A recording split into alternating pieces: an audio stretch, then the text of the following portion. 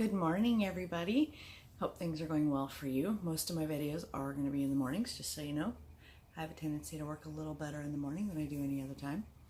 So today I'm going to talk a little bit about knowing yourself and determining whether you think you really can be a supervisor or not. And I say that because a lot of people use the terms supervisor and manager interchangeably, and they really are not one and the same. Supervisor is historically someone who has authority over other people.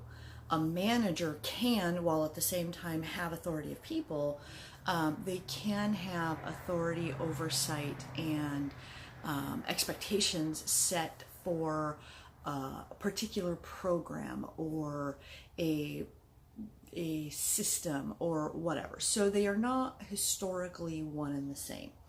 And supervisors who have oversight of people can also have oversight of programs, but really my experience, the distinction really is a supervisor has oversight of people, where a manager has oversight of a program, not necessarily people.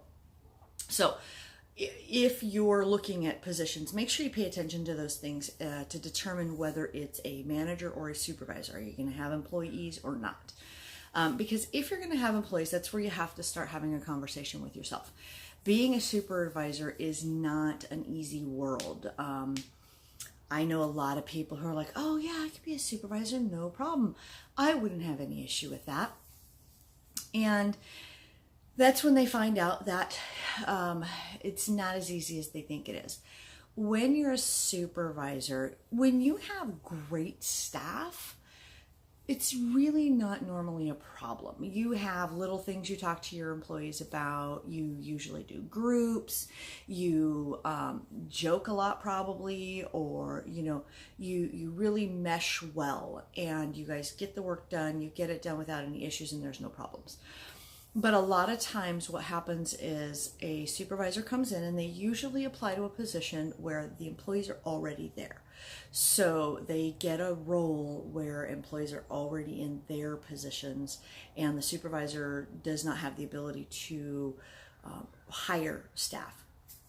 And so what will happen is a supervisor will come in and they will have to determine whether what has been going on in their unit is applicable and appropriate for new thoughts, new ideas, new things like that. And especially if you have like a new regime and like the whole chain of command changes or something like that. So what happens then is you as a supervisor have to start communicating differently with people. It's not always fun and games. It's, hey, we're going to move forward with a new idea, so we're going to have to change how we do these things. Humans as a whole do not like change. We balk at it. We have problems with it. We don't like our world upended. And so what happens is, as a human, we have a tendency to become passive aggressive and inadvertently cause problems for the supervisor, whether that be known to the employee that they're doing it, whether it's unrecognized even on their part, because that has been known to happen. As a supervisor, you have to communicate with that staff that they have to change. So what happens is it becomes, most people use the word confrontational. When I train with people, what I try to communicate with them is it doesn't have to be confrontational. What it needs to be is a conversation. But you as a supervisor have to be able to have that conversation. You have to be able to have information in your own mind, in your own notes, in your whatever, on how you're going to talk to this employee. How do they retain data? How do they work? How do they function? How does their thought process work? You have to learn this about each individual person. And this isn't even, you guys, this isn't even a disciplinary issue. This is just a conversation about how things need to move forward. So if you're a person who does not read people well, if you're a person who does not have the skills to have those conversations, you guys, with people. This isn't meant to be confrontational. It's not meant to do anything other than you discuss what's going on. Now, whether you do this one-on-one, whether you do it with a team, that's up to you. But you have to take control. It is your responsibility to ensure that you are communicating to your staff whatever the changes are that are coming down the pike, whatever needs to be done. If you're the type of person that can't talk to people, you should not be a supervisor.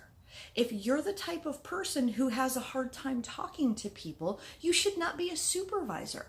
You have roles that you are expected to do.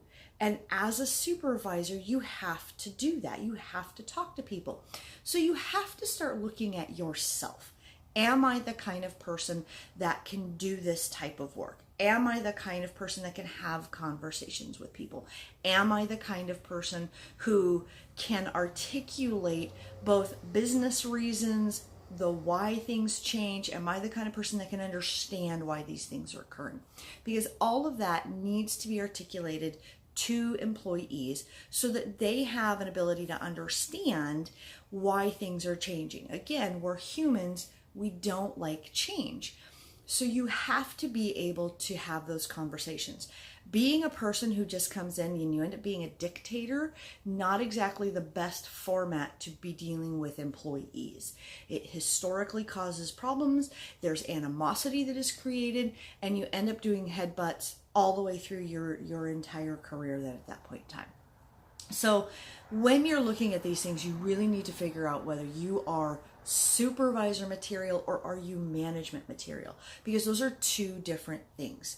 Management material, historically, you don't have to worry about dealing with employees. So if you're looking for something like that, then you need to ensure that you are paying attention to the position that you're applying for. The other thing that you have to do as a supervisor is you do have to potentially do disciplinary actions. Now, this goes to the next level of your conversations to a potential confrontation. And that just means it's a little more intense conversation. It's a little more intense situation. You're getting a little more heated and you're doing it on a one-on-one basis. So again, you go back to, if you're the type of person who is not good with confrontation, if you're the type of person who wants to be everybody's friend, if you're the type of person who wants to just, oh, life is great, don't be a supervisor. You have to have the ability to hold strong to issues and scenarios that are occurring with staff. Now, that does not mean that you have to be a jerk when you're having confrontations. That's not what I'm talking about. Again, it's all about you personally. How do you communicate with people? How are you able to get your concern across to whatever the issue is that's happening? How can you work with your employee? How do they understand things? If you are not the type of person who has the ability to recognize these features in yourself, these needs as a really good supervisor, you can do all that stuff. You can ignore everything that I'm talking about right now and be an absolute jerk and still be a supervisor. You really can. But what you're going to have is you're going to have animosity with your employees. You're not going to have trust. You are not going to have all of these things, and it's going to be a negative environment. And that is not what a supervisor should be fostering in the world of business. You need to ensure, and that doesn't mean that you can't have differing opinions. You can always have differing opinions. That there's nothing wrong with that. What you need to be able to do is have those differing opinions and have the ability to get beyond them, have the ability to agree to disagree, have the ability to professionally have a conversation with an employee who disagrees, and set expectations that you are moving in this new direction, so you do need to do these things, and then professionally bring them along with you. And then when they don't come along with you, that's where the other side of things have to come in. So when you're looking at these things, you really need to look at yourself. Can you be the person who professionally, appropriately, and functionally can have a conversation with people.